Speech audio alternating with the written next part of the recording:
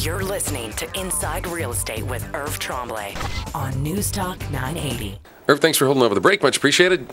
You're welcome, Dave. We were touching in our first segment there. We're talking about a new listing. When you have a listing out there, a typical number of showings that you should see, assuming, again, that you've priced appropriately. And what happens when you really get no showings or very few showings, let's say over the first week, 10 days, 2 weeks? That's very bad, Dave. Very bad. It's a bad thing. It's a bad thing. Well, here it is. You know, these days you get massive exposure. You get massive exposure on your listing, better than ever. Everybody knows about it. Buyers know about it. The agents know about it. So it isn't an exposure problem. When a seller doesn't get showings, number one is their agent should have told them the 1, 2, 3 when they listed the property and said, here's what's going to happen. First, we're going to get an offer. Second, if we get showings and we don't get an offer, we might be slightly high. And they should have told them up front, because it's much better to tell the seller this up front before it happens than just kind of spring it on them. They don't like that very much. Listen, with this kind of exposure in a good market, and here are the numbers to prove that it's a good market, nobody's coming to look. The agents are pulling it up online. People are pulling it up online, but they're physically not coming to look. They think it's way overpriced for the condition, the price, or the location. That's it. And I mean probably 10% overpriced. Wow. So... But then the seller, of course, says, no, but I need this much. Yeah, and we know that it's not what you need, want, or wish for. So the seller will always come up with 52 reasons why it isn't price. It's the pictures, it's this, it's the weather, it's the rain, it's whatever. Or they'll come up like things, well, public open house. And of course, we've been through the numbers of public open house. Only 4% can buy any house to come to a public open house. And then they'll come up with things like Realtor's open house.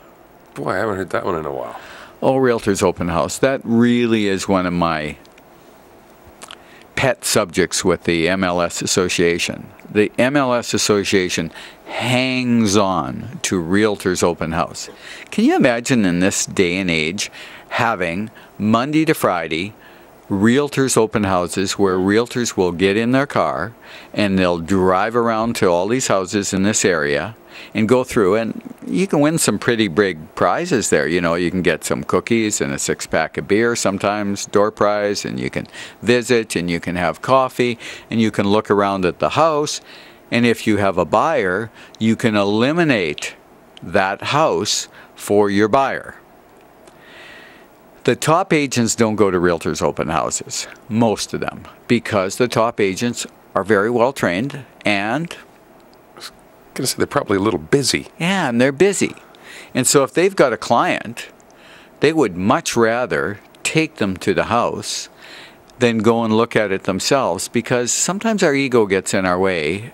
When agents go and look at houses and say, oh, you know, my client Mary, she just wouldn't live in this house because it's got too much oak. We all know that people buy things often based on a feeling. And they buy things that they might not have thought they would have otherwise. They would never have dreamt. There's an old thing that, you know, buyers never buy what they say they're going to buy. So when I get a buyer that says to me, Irv, don't ever show me a house that's a corner lot, and I find a house and all of the things are right on the list except the corner lot. Now, my wife Diane complains about this a lot, that I don't really listen all the time.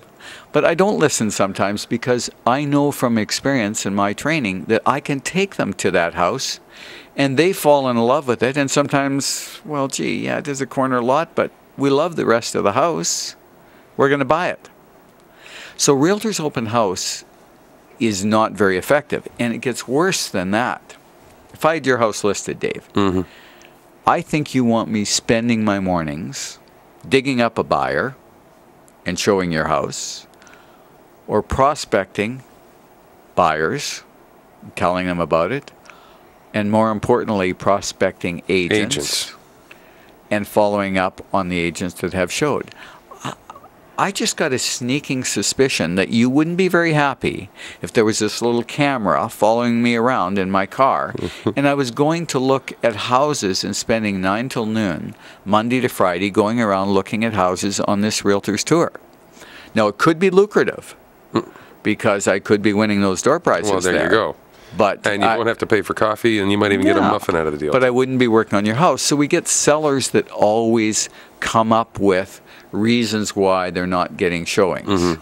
And if you've got a lockbox on your house, you've got a sign, you've got a competent agent that you've interviewed, and they're telling you the reason you're not getting showings is it's a price issue, certainly not an exposure issue. Listen to them and make the adjustments or improve the condition or whatever they're recommending. Don't go to things like Realtors Open House or Public Open House, because the percentage of success in those types of things are very, very small. Was there a time that Realtors Open Houses made more sense?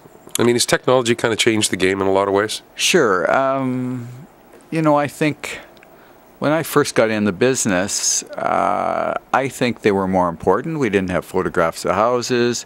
Prior to that, we weren't even computerized. You knew very little about the house. You might get a part of a sentence thing, and a printout, paper printout, and you had to put them in a book all the time. That was a little bit before my time, but sure, they were probably important at that time, and that was the only way that you could look at houses, and it was probably the only way you could really learn the market as well. But I think that time has gone. The MLS system in my mind, and I always get in a little bit of trouble for this. The MLS system and the association, a lot of things that they do are things that make the seller believe that these are things that really work. It's a little bit like that smoke and mirrors, I saw a very interesting TV ad for CREA, Canadian Real Estate Association. And in my mind, it was unbelievable. I might get kicked out of the association for this. I don't know if I should say it. But it was an unbelievable ad because it said, hire a realtor and they'll figure out the utility costs on buying a new house for you. Now, if I'm going to hire somebody, I think that I want them to do a little more than figuring out the utility costs. How about a market evaluation? How about all of the reducing the liability? How about presenting your offer to purchase and selling your offer and turning up? So I'm just thinking 2010, and our association is advertising, the realtor can really help you out. They can figure out those utility costs. I don't think that really instills a lot of confidence in paying an agent $5,000 or $10,000. Well, maybe I'll get them to swing by and balance my checkbook for me after too. Yeah, I might not be here after this show, but that's how I see it. Very quickly, I want to get a quick snippet in. We were chatting about this before we actually came to air. When is it a good idea to get a building inspection done ahead of time? I think it's if you suspect your house isn't in top condition. Let's go back a little bit. The U.S., that's quite common. In the U.S., all kinds of people have building inspections ahead of time. And the reason being, most of the time you're going to face a building inspection. Why not have your own and get an opinion of this building inspector and see what's wrong, because the next building inspector may say the same, and you can maybe fix some things up that need to be fixed up. The other reason is often, you get these inspections the last day and you don't have time to make the corrections. So if you've got an older home, 1960s, get it done ahead of time. It costs $300. And you can take care of business before business takes care of you. Absolutely. Website is a great resource for Irv, www.irvsells.ca. That's irvsells.ca, or you can call Irv, 790-3753, 790-3753. Good chatting with you again, Irv. You too, Dave. You've been listening to Inside Real Estate with Irv Tremblay from Century 21.